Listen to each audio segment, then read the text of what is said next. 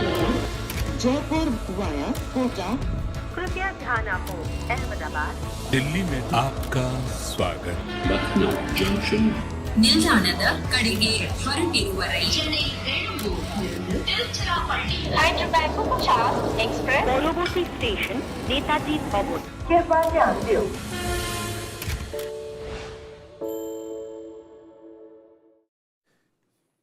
Well, it is a Sunday and Sunday ko Chennai ne Kolkata ki chutti kar di. That's right. That's what they've done. Hit 235 and then have won by 49 runs. That is a big margin in a T20 game. And at the end of the day, you can't really blame the Knight Riders batters because that was just too big a target. No matter how you go and approach this, it's just got to be a perfect storm of many events and coincidences and divine intervention for you to get 235 on a ground where the highest successful chase has been 201. I'm Gaurav Kapur on Cricbuzz Live with me, Joy Bhattacharjya and Michael Vaughan. Can't really say anything to the Knight Riders batters on a game like this. 236 is just, it's madness. It's a mountain, and this last time they had, they gave Rinku 29 to score the last over. This time they gave him 57. Yeah, that's right. They said that, you did 29. Giving you a challenge. Yeah, there you go. It was too much. But the stars, of course, for Chennai, Ajinkya Rahane, 71 of 29, just a blinder of an innings. Shivam Dube, let's not forget him. The two of them had this crazy partnership at 250 strike rate. He got his 50 of 20 deliveries and then got out. Ajinkya Rahane, of course, was not out. Devon Conway's 56 of 40 seems almost amateur compared to the speed that Rahane and Dube were going at. But don't forget that he and Rituraj Gaikwad actually laid the foundation.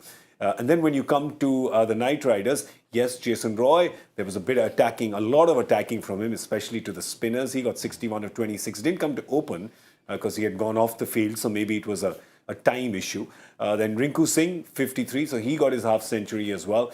But yeah, it was just too much. And Chennai's bowlers, they were quite efficient. Dhoni, of course, behind the stumps, super efficient. So there you go. That's done. You really can't say much after a game which is, it becomes one-sided when you score 235. Yeah, I mean, watch out for the Yellow Army. That's all I'm going to say, because you look at the batting unit of the Yellow Army, they're all in form. Yeah. There's not one of their players that you could say is out of form. Most other teams, you're looking at the batting line, there's 2 or 3 in form, or there's the whole 11 out of form in some cases. The Yellow Armies, all their batters are working. They've got this bowling attack that's just a little bit made up, from juniors to seniors. Bit of off spin, a bit of left arm spin, a bit of mystery spin, and then you've got the wizard behind the stump, so it's just kind of manoeuvring his troops brilliantly. They're right in it. They are in this tournament. I'll tell you something, they're not just in it, they are on top of it. Because they are at the number 1 position, numero uno, primo so primo. They are with 10 points. I like that. I'm going to do that now. Primo so primo. They are at number 1 on the table. They've got 10 points now. So, all those kids with 8 points, they're like, MS is like, hang on, I'll show you guys. I'll leapfrog all of you and go right up. And while doing that, I will just stick a little needle in the balloon of Knight Riders' net run rate and bring that down as well, because a 49-run defeat means they definitely slide into negative. You lose about 2.25. I mean, 2.5, almost 2.45 per. And that would mean, because they played few matches before, it would still mean a substantial hit. It's a serious hit on them. And no, if you look at also what's happening, any team that gets to 5, and if you check the records over the 4-5 years, 5 wins. 5 wins, the first couple of teams to get to 5 wins almost inevitably make it, even the closest table. Because what happens is, it gives them a little breathing room, because every team hits 1 or 2 results that they don't like. But when you reach that 5-1, 5-2, you have a great chance of then saying that, okay, I've just got to win 2 more. And that sort of takes the pressure off you. Then they eventually end up winning 3-4 more. So generally, teams that have reached 5 very early on have almost always made it. Well, let's look at the batting card for the Knight Riders. And let's, at least celebrate the ones who got the runs in that chase, which almost seemed impossible. Both the openers went early. Sunil Narayan came to open. Then Venkatesh Iyer, that was some good bowling in the power play, because him and Nitish Rana, they just couldn't get going in that power play. Then Jason Roy came 61 of 26 to him, Rinku Singh 53. So there was a bit of a partnership there, but besides them, nobody's really got any runs. I want to talk to you about something which is really important, and all our viewers need to listen to this. It is a famous Michael Vaughan opening theory. So you have opening theories in chess. That's right. Michael Vaughan has a KKR opening theory. KKR opening gambit? No, it's obvious now. I've studied it closely over the last week or so. There's a curse. Okay. There is a curse. So look at Jason Roy today. Yeah. Jason Roy was down to open, cleverly around the 17th over in the field. Oh, got a bit of a hamstring or a bit of a problem. He comes in at number 5. What does he do? Bats great. Whoever opens, doesn't matter what the name is, what the combination, it doesn't work. You can't score runs opening for KKR, it's cursed. No. So they all want to kind of manoeuvre themselves in the middle of the order. Jason Roy was smart today, he didn't want to open, he knows he's not going to score any runs at the top. That's interesting. Do you think this is some black magic situation? Yeah, there's something happening. There's something happening. He sorted Something it a out. little bit. So What can now we apparently do? what's happening in KKR is the rule is after this match, nobody wants to open. So 6 batsmen stand out there and they draw straws.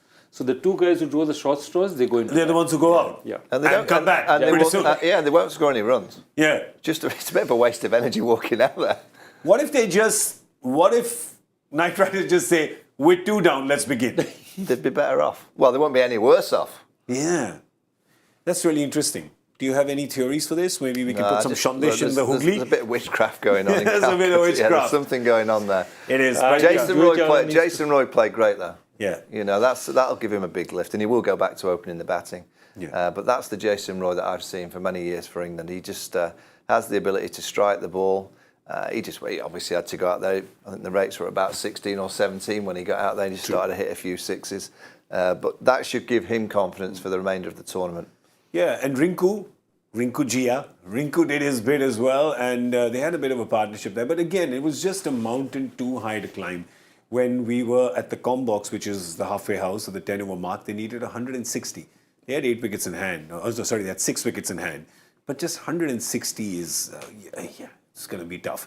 But the bowlers for Chennai, you may have 235 to defend, but they still did a good job because that power play. By the way, applause for Michael Vaughan because he got his power play prediction right. Let's just cut back to him Come on. Yeah. All right, there you can acknowledge the applause. There you go. He got it right. He had said 40 and they got 38. That's a poor power play though. Right? No, You've got batters up till 8. That's a poor power play. It's a poor power play. They were struggling. After they lost Narayan really early, they were struggling. And I think one of the things very interesting again is you got an inexperienced bowler like Akash Singh. He's done well for you. He's got a wicket up front. Dhoni finishes him off. Dhoni gives him 4 on the trot and said, okay, son, you're having a good time, finish it off. And that's what they did very well out there. And again, you look at that run rate, 6.33 to 9.5. The place where they really got going was when Jason Roy and Rinku Singh, had a bit of a time together. Yeah. And I thought they were absolutely sensational.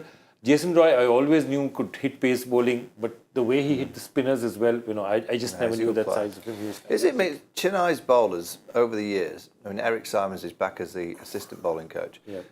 Chennai seem to swing the ball more than any other team. Interesting. So the bowling coaches deserve a lot of credit. The left arm are getting the ball to hoop. Yeah, nice. You don't see it from any other team, whether it's a bit later, a bit of dew came into the play, but they were saying it was very dry. They must have some good bowling coaches that are getting these bowlers' fingers behind the seam just to get it moving. It always swings for 2 or 3 overs when Chennai bowl. Very interestingly, there was somebody batting on the other side today. If you look at it, Akash Singh today, 29-13. Again a discovery. Dots. Yeah. I think last year he was in the Rajasthan, bowling the Rajasthan nets. Right now he just comes there, they do some magic with him. They're also doing obviously some and again, he didn't start. Hangar Kekar started, if you remember. Akash Singh didn't get the first he didn't couple get of the games. start, not at all. Chennai, Did he play the first game? No, I don't think he he didn't. did. Some of Chennai's selections, it's almost like the Moneyball system. Yeah. They've just worked out that they've got these players that aren't being used elsewhere, and MS is going, get them in here. They've got a bit of skill. I've got They've a theory talent, with him. and we'll manage them and we'll get the best out of them. He likes 2 kinds of players, before sunrise and after sunset. Right? Those are the players he likes. He likes those who are just at the cusp of starting their career, kind of new, a little wet behind the ears. There might be something in that because at the start of your career, you're desperate. Yeah. And at the end of your career, you've only got 1 or 2, 3 seasons You're left. happy for the chances And you you're just have. enjoying it, and you're just playing the game for pure joy. In the middle of your career, you can become a bit troublesome. Yeah. 'Cause you Overcalculate, kinda- overthink. Yeah, you've got everything, and you just think you know everything. And at the start, you don't know enough, so you just play. And at the end, you know a lot, but you just love playing because you're thinking, well, this could be my last year.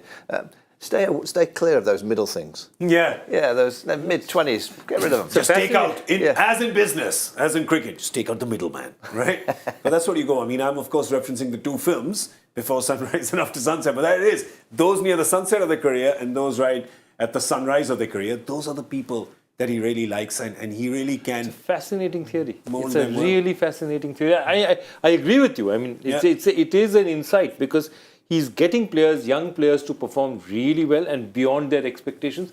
But also, he's the kind of coaching. Again, he's talking about it. What Akash Singh is getting from the bowling coach. One of the first people Eric Simons picked up when he was in Delhi was playing on the other side today, Umesh Yadav. And if you remember Umesh Yadav in his first season, 2010 Delhi, how beautifully he'd swing the ball. He still has some swing and pace. He's Eric Simons' discovery. There I mean, you if go. you look at it that way. So Yeah. he's always had that ability. They've probably felt they needed a veteran bowling coach to work with because, Deepak Chahar is injury prone. We haven't got too many great bowlers. Can we have a really good coach? So, fantastic again. Amazing. Yeah, They're either thinking- either you haven't entered the international setup completely, or they've forgotten about you, right? If you see Shivam Dubey was part of the India setup, and they were like, all right, we're kind of, it looked like they were done with him. Ajinkya Rahane out of the India setup. Rituraj Gaikwad not really into it, right? You see Shane Watson out, Faf. He chooses, in sport in the UK, they call it a point to prove mentality. Hey, we have that, we are back at PTP. We're Yes, back with the PTP 11. Yeah, he picks people that have got a point to prove. There you go. So we used to pick a point to prove 11. Now you can just have MS with his PTP 11, right? And in that, there is one player, actually, who is Ravindra Jadeja. Now, he's in the thick of things with Indian cricket, but he has a point to prove as well after what happened last year, right? So there you go. He's got a point to prove as well. PTP. So, yeah, so, I'm telling you, just theories. This is what happens to us, genius, on Sunday night, getting you ready for Monday morning, and just the harshness of life that is to follow. It's pretty harsh for the Knight Riders. We'll have a look at the points table now. Do we have that ready? Still calculating the net one, right? We have it. All right. Let's have a look. See, Chennai fans rejoice. Last year, they were near the other end of the table. Chennai was not used to that, but they've given their fans more of the same. Normal service has resumed. They're at 10. Rajasthan, after 2 losses back-to-back, are stuck at 8. Lucknow also had a loss against Gujarat a couple of days, which allowed Gujarat to come tied with them. But they have a game in hand, which means potentially if they win their next one, they can jump right up with Chennai, excuse me, at 10 points. That can be exciting for them. Punjab's also at 8 points. But let's have a look at the Knight Riders' run rate. It has slipped from plus 0.2 to almost minus 0.2. Yeah, plus 0.25 to, that's quite, about 0.43 percentage points have swung. Yeah. And that's a huge one. That's a huge, huge one because, 50 points, 50 runs. We look at 186 versus 235 is not that much. But if you look at 50 runs in the, by itself in 20 overs, that's a huge margin. Concerns for Knight Riders? Holes that they need to plug immediately? Yeah, I don't think they'll do much this year. I said it at the start, I just don't think they've got enough. I look at their 11, and it just doesn't look as strong as some of the other franchises. And their senior pair that have done it for so many years, Sunil Narayan and Dre Rust, have just not fired yet. They're struggling. Yeah. And whether it's just form, whether it's just a little bit of lack of confidence, but for the KKR side to really go, Dre Rust has to be firing. Which is, I'm a little surprised though that there's no Shardul Thakur even today. There's no news. We try to check, is he injured? There's no news that officially come out from there. So Shardul Thakur, they got him in transfer. Lockie Ferguson, they got him in transfer. There's Gurbaz, they got. So all three that they got from the transfer market, kind of halfway through the season, have they just soured with them? What it's? Yeah, look, that's what I'm saying. Confused. Again, you're looking at a coach, Chandrakant Pandit, who's done fantastically well, but always with 11s which are not top level. He's not used to looking after stars. He's used to looking after talent, which is who'll say, he has to say jump, and they'll say how high, not why should I jump or why you shouldn't jump. International coaching is a different thing. And again, my theory is that you don't coach in the IPL. Ranji season, you have a player for 6 months. IPL, you have a player barely 2 months, 2 months and a bit, and 14 games. So you will have 3 net sessions within the IPL. 3 to 4. If you're doing any more than that, you're trying to kill your players because you have 14 matches. I'm talking about players who regularly play in the 11. Of course, if you're not playing in the 11, you have nets. Now, my point is that, therefore, IPL needs managers. It needs coaches who are managers. Okay, this is your ability. This is what you can do. This is how much you can do. This is how you fit into my system. And great communication with this guy. Saying, okay, you're international. You're at this stage of your career. What you looking for, Brendan? I'm looking to, I want to hit it. I want to enjoy my game. How fit are you feeling? Okay, I'll go light in the practice. That's a communication between. Yeah. Okay, that perhaps is not something that maybe a pundit is used to, because you need to manage players. You're not coaching anyone. What technique are you teaching people of that level? Correct. Are you going to teach Saudi swing bowling? You're not going to teach him. You're not going to teach Dre Russell how to bat. Yeah. But you're going to tell him, this is what I expect of you. So it's managing them. I would say, Joy, if the new coach is a very disciplinarian, that everything has to be structured and everything has to be as one as a group, and you're coaching players like Dre Russ and Sunil Narayan who are very laid back, very chilled. Yeah. I'm not too sure they'll like that kind of culture, that kind of system. The IPL is the hardest probably group of players to manage because you've got all different cultures, all different mindsets, all different characters. So Joy's absolutely right. It's not about, get your arm here or, your bat lift here. It's purely about managing that person to be in the right state of mind to deliver their skill. And then you've got to get their skill into your 11 to fill the best role for your team. Optimize their talents. Yeah. What both of you are saying about the coaching bit, you can do that with a few young players, right? You can teach them a few skills when you're young, like we just spoke about Eric Simons and Akash Singh, right? You can do that. You can kind of upskill them a little bit. But again, you're right. When they're senior pros, they've played for a while, they've played internationally. There's not much really that you can coach them. You've got to manage them. More than that. But anyway, this is what has happened today then.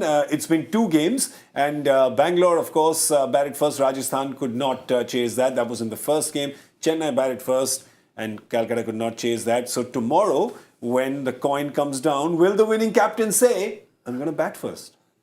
No. No. I'll answer that for you. Yeah. No. Despite the results, they won't. It's Hyderabad and Delhi. They're playing tomorrow in Hyderabad. Delhi, of course, won their first game, which was their last game. I mean, their previous game, not their last game. Hopefully not their last win. They won the game. They really huffed and puffed to win that game. I got a little worried because if they hadn't won that game, I think a lot of them would have just gone straight to the airport because you don't come back from there, right? I was genuinely, as a cricket fan, I was really worried. But they got there. I hope that unlocks them a bit. Yeah, absolutely. I was just worried about Ricky Ponting's fingers because he had chewed through his nails already. So only his fingers were left and I don't want to see that side. So, it was good to see them win.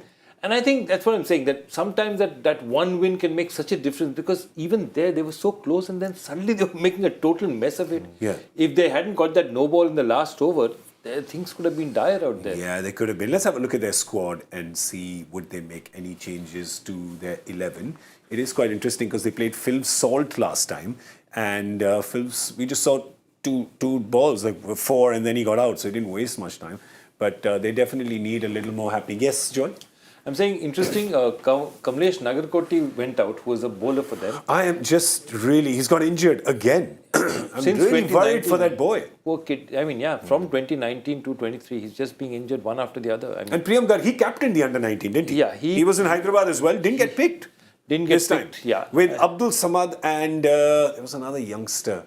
There was 3 of them. Abhishek Sharma was also Abhishek Sharma was also there already in Hyderabad. So they had those 3. But Priyam Garg has come in.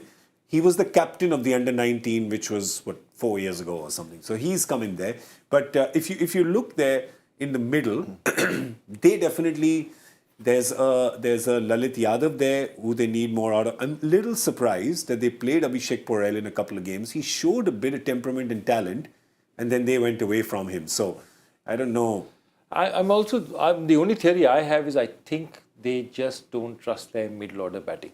Yeah. So what's happening is if I take Phil Salt up front, I have at least one more international batsman.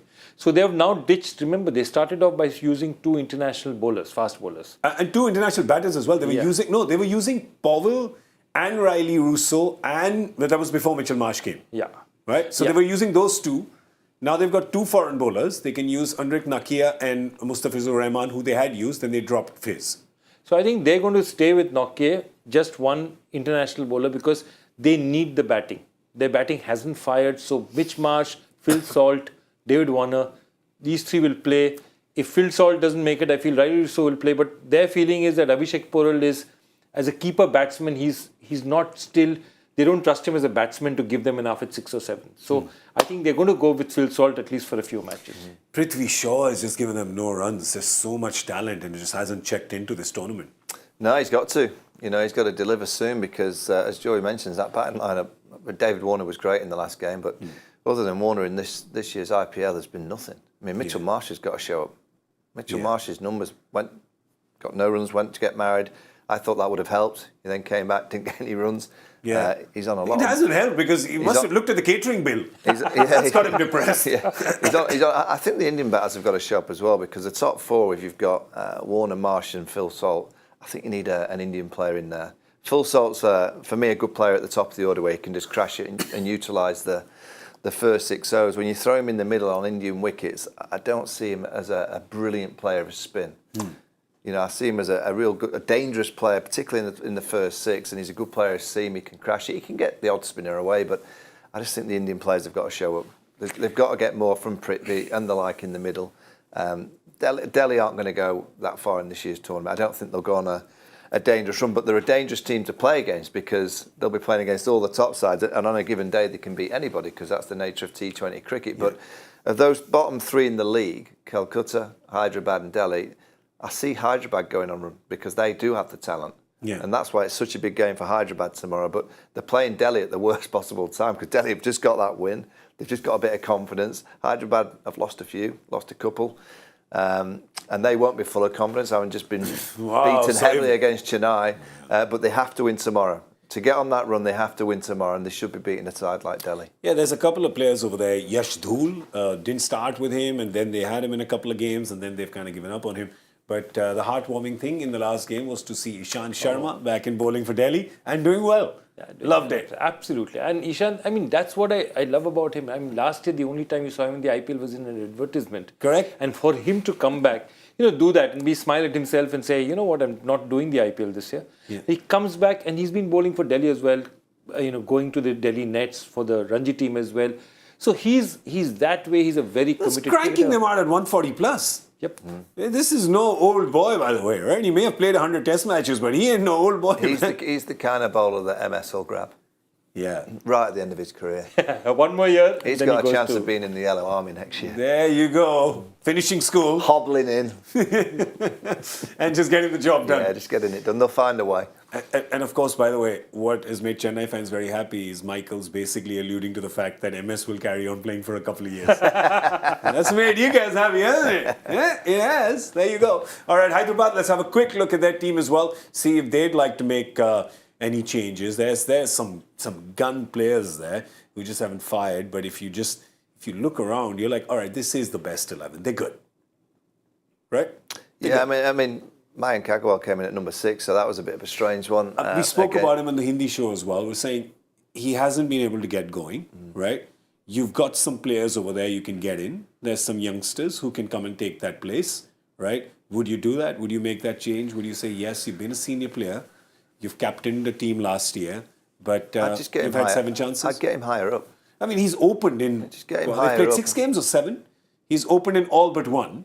Yeah. And in the last one, he came at number 6, but playing woefully out of position. So what do you do? Was that a sign? I'd split Markram and Klassenham. I wouldn't go them next to each other. I'd always have someone like Mike in between them. What if I you think then he's a class act when he plays. When he plays well, he's a class act. What if you open here with, let Tripathi open with Abhishek Sharma. Yeah. Right, so you go and open, play Markram at 3. What about Harry Brook opening? Oh, sorry, Harry Brook opening, Harry Brook opening with Abhishek, like they did. Yeah. Rahul Tripathi at 3, Markram at 4. Then you have one Indian player, maybe Abdul Samad at 5, Klaasen at 6, because Washington at 7. So look, Klaasen at 6, Klaasen at 6 definitely, but Abdul Samad at 5 versus Mayank Agarwal at 5, they probably still think they get more out of Mayank Agarwal. Okay. The upside is high.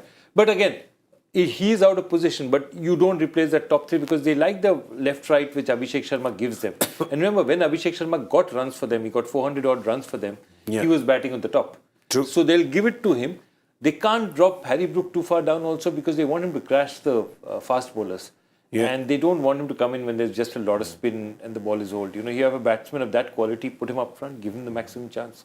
So I think, Mayank will reluctantly have to accept that his role is going to be as a number 3. Yeah. As a number 5 batsman. Yeah, if that is, well, that makes sense as well. And then you split up those guys. The only other way to do it is to drop Abhishek, but I think you get less value of Abhishek at 5. Nah, you can't.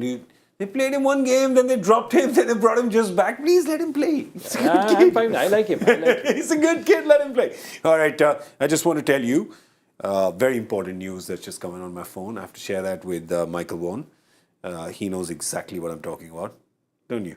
This is not on my Cricbuzz app. This is from our Cricbuzz producer. Kalola just sent me a message saying, please inform Michael that United have won some Manchester derby in the FA Cup final. Oh, that's nice. Very good. FA Cup final between United and City.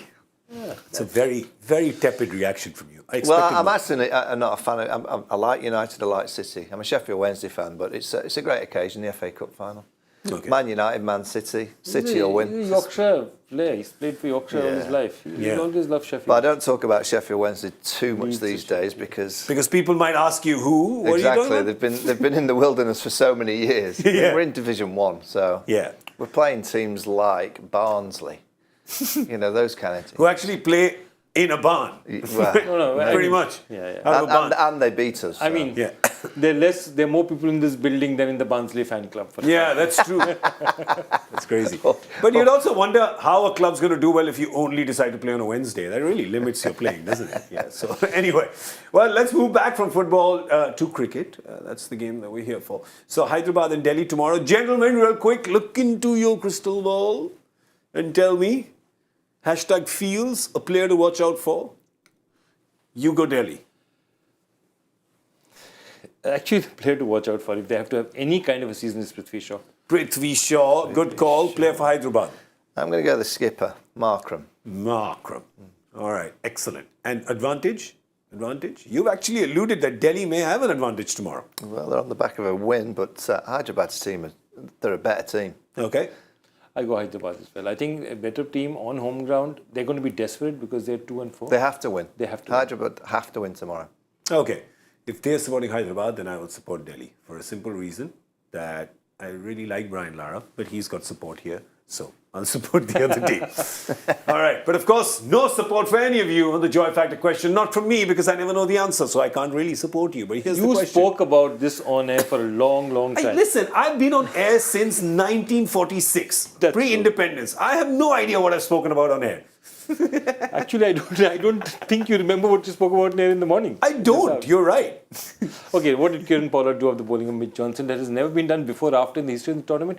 He dropped the same batsman, Mike Hussey, 3 times in consecutive balls. It's not happened. First ball, whack, 4 through his hand. Next ball, catch drop. Third ball, catch dropped. It was incredible. No way. Kieran Pollard, the safest fielder in the world, 3 drops in exactly the same position to exactly the same batsman. It's never happened. Yeah. He couldn't, I think I may have said that day he couldn't catch a cold even if he was running around in a pair of shorts, the Arctic Circle, right? he couldn't catch anything that day. All right, but somebody caught it and sent in their answer the first. So that is Satish Balaji. Congratulations, Balaji. Balaji, Sara, dhire chalo. You're going too fast. Good job, man. Good job. So congratulations to you. Big thank you to Michael Vaughan and Joy Bhattacharya.